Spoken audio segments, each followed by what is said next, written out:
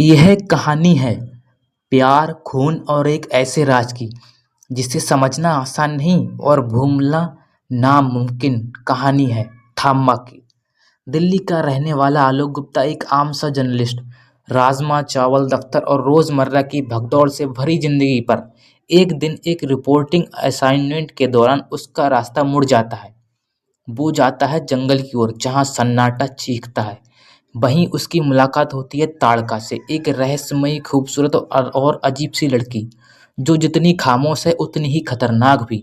ताड़का उसकी जान बचाती है, लेकिन कोई नहीं जानता कि असल में किसने किसकी जान बचाई।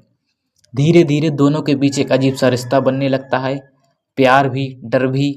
आलोक नहीं जानता कि ताड़का का अतीत क्या है, और शायद वह जानना भी नहीं चाहता था, क्योंकि ताड़का के आसपास हमेशा कुछ ना कुछ अजीब होता रहता था। रात में अंधेरा, आवाज़ों का गूंजना और अचानक किसी के गायब हो जाने की खबरें। फिर जब आलोक जंगल में घूम रहा होता है तो ताड़का के कबीले के लोग उसे पकड़ लेते हैं।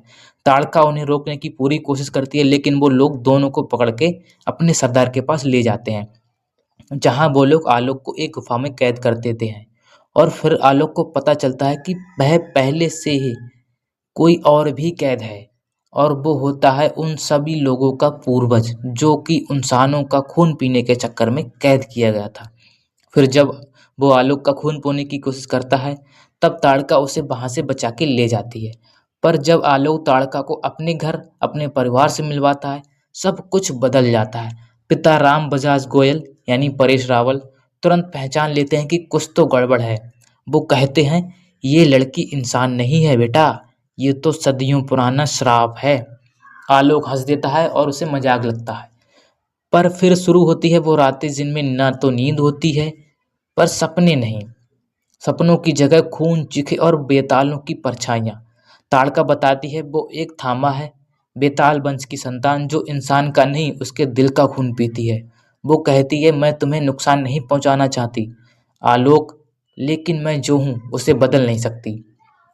आलोक अब फंस चुका है, प्यार और डर के बीच, इंसान और बेताल के बीच। फिर एक दिन आलोक ताड़का को एक बार में घुमाने ले जाता है। फिर वहां से वापस आते टाइम कुछ लोग उनका पीछा करते हैं और आलोक को बहुत पीटते हैं। ये सब ताड़का से देखा नहीं जाता और वो उन पे हमला कर देती है बेताल बन के। फिर कुछ देर बाद पुलिस घर आती है। पुलिस बल समझ चुका था कि ये किसने क्यों किया। वो खुद एक बेताल है। वो ताड़का को वापस ले जाने को कहता है।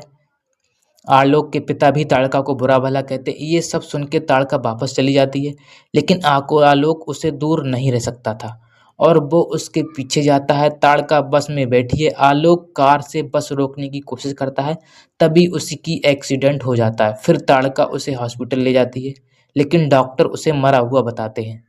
आलोक के माता पिता बहुत दुखी होते हैं।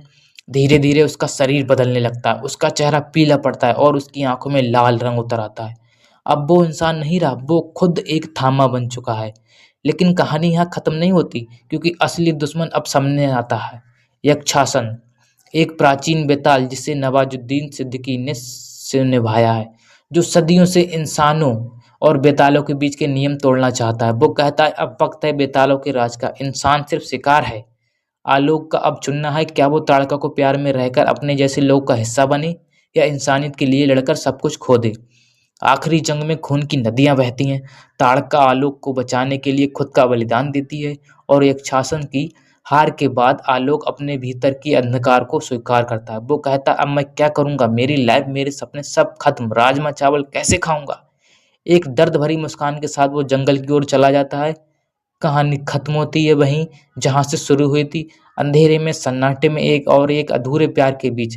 पर जैसे ही स्क्रीन ब्लैक होती है, एक आवाज गूंजती है, थांबा, अभी खत्म नहीं हुआ, बस सोया है। और फिर दिखता है एक नया चेहरा, जिसका सर नहीं है, सर हाथ में पकड़े हुए एक मॉन्स्टर, जो आने वाले अध्याय की शुरुआत का संकेत देता है। तो दोस्तों, ये था हमारा थामा फिल्म का रिकैप। अगर आपको ये वीडियो पसंद आई हो तो चैनल को सब्सक्राइब जरूर करो और वीडियो के ज़्यादा से ज़्यादा शेयर करें। धन्यवाद।